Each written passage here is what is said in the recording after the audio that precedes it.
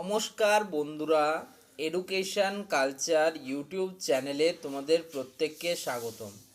তো আজকে তোমাদের সাথে মূলত শেয়ার করব আমার কিছু কথা, এবং যে কথাগুলো বর্তমানে তোমরা যারা WBSCTE অর্থাৎ West Bengal state council of technical and vocational education and skill ডেভেলপমেন্টের আন্ডারে 6th সেমিস্টারে পড়াশুনো করছো, তো তাদের জন্য এই ভিডিওটা খুব গুরুত্বপূর্ণ হতে চলেছে।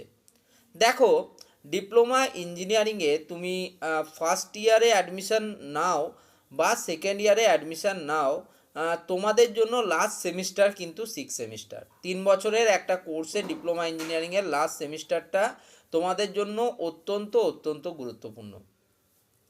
সবেমাত্র জানুয়ারি মাসে কমপ্লিট হয়েছে তোমাদের 5th সেমিস্টারের পরীক্ষা, এবং তারপর তোমরা 6 সেমিস্টারে প্রবেশ করেছো। ঠিক আছে, এই 6th সেমিস্টারটা অনেকের যে লং কেরিয়ার হবে সেই কেরিয়ারের মধ্যে একটা ইম্পর্টেন্ট পার্ট। কেন বলছি, অনেক স্টুডেন্ট রয়েছে যাদেরকে এখন থেকেই সিদ্ধান্ত নিতে হবে যে তারা নিজেরা যে চাকরির পরিসরে যেতে চাইছে, নাকি তারা হায়ার এডুকেশনের জন্য তারা নিজেদের পদক্ষেপ দেবে। খুব কম স্টুডেন্টই রয়েছে যারা অন্টারপ্রেনিয়রশিপ বা স্টার্ট আপস বা তারা বিজনেস রিলেটেড কোনো ফিল্ডে যাবে। তুলনামূলকভাবে অনেক বেশি স্টুডেন্টস রয়েছে, এক শ্রেণীর স্টুডেন্ট যারা কিন্তু অবশ্যই একটা জবের জন্য যাবে।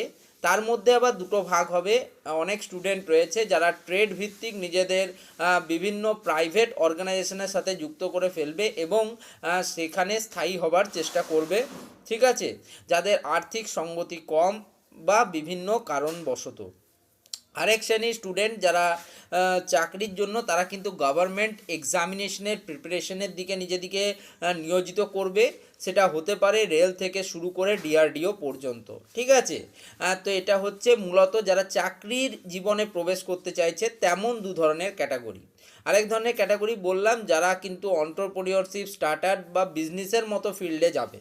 ঠিক আছে, সেইটা হয়ে গেল তোমার দ্বিতীয় ক্যাটাগরি। এবার তৃতীয় ধরনের ক্যাটাগরি স্টুডেন্টরা আছে যারা হায়ার এডুকেশান, মূলত BE, BTech, BArch এই সমস্ত জিনিসের প্রতি আকর্ষিত হবে এবং তার দিকে যাবে। এতেও আবার দু ধরনের স্টুডেন্ট পাওয়া যাবে, যাদের মেন প্রায়োরিটি হবে তোমার গভর্নমেন্ট ইঞ্জিনিয়ারিং কলেজ। সেক্ষেত্রে তারা JELET, joint entrance examination for lateral entry বা জিলেটের দিকে তারা কিন্তু এক পক্ষ এগোবে, এবং অপর পক্ষ থাকছে যারা কিন্তু সরাসরি প্রাইভেট ইঞ্জিনিয়ারিং কলেজে অ্যাডমিশন নেবে। তাহলে এরকমভাবে আমরা বিভিন্ন ক্যাটাগরিকে সাজাতে পারবো। ঠিক আছে, তো তাই জন্য আমি সবসময় বলি যে তোমাদের এই যে সেমিস্টারটা, এটা কিন্তু মোস্ট ইম্পর্ট্যান্ট একটা রোল প্লে করবে। এখনই তোমাদেরকে সেই ডিসিশানটা নিতে হবে।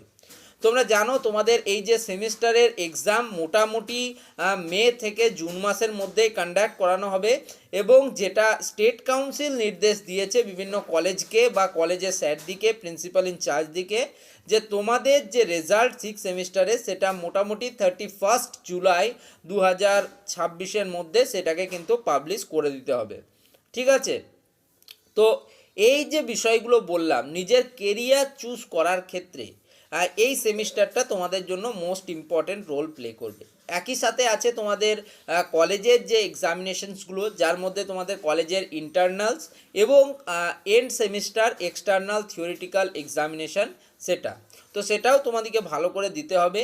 কারণ দেখো, ওভারঅল জিপিএ অর্থাৎ ওভারঅল গ্রেড পয়েন্ট এভারেজে অনেক ক্ষেত্রে 6 সেমিস্টারের মার্কসটা তোমাদের অনেকটা বাঁচিয়ে তুলবে বা তোমাদেরকে সাহায্য করবে।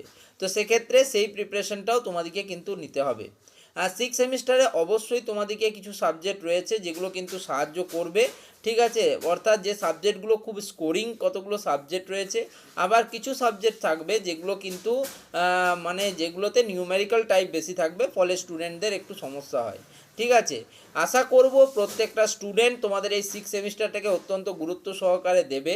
তোমরা এই সময়ে কলেজের বিভিন্ন অন ক্যাম্পাস যে প্লেসমেন্টগুলো আসে তাতে অনেক স্টুডেন্ট বসবে, এবং একই সাথে কিছু অফ ক্যাম্পাস প্লেসমেন্টও কিন্তু কন্ডাক্ট করানো হবে, এবং স্টুডেন্টরা সেগুলোতে ফিল্ডগুলোতেও অংশগ্রহণ করবে। তো মোটামুটিভাবে এটাই আমার বলার ছিল যে সিক্স সেমিস্টারটা তোমাদের এই রেসপেক্টের থেকে খুব কিন্তু ইম্পর্টেন্ট। তো এই কথাগুলো তোমরা মনে রাখো। আমাদের সময়েও এই প্রশ্নগুলো এসেছিলো আমাদের মনে, আমাদের কি করা উচিত, কোন ফিল্ড নিয়ে আমরা কতদূর পর্যন্ত এগোতে পারি, সে সমস্ত কিছু যদি জানতে চাও অবশ্যই কিন্তু কমেন্ট করে জানিও, আমি যথাযোগ্য উত্তর দেওয়ার চেষ্টা করব। তো এই ভিডিওটা এখানেই শেষ করছি। ধন্যবাদ, সকলে ভালো থেকো, সুস্থ থেকো।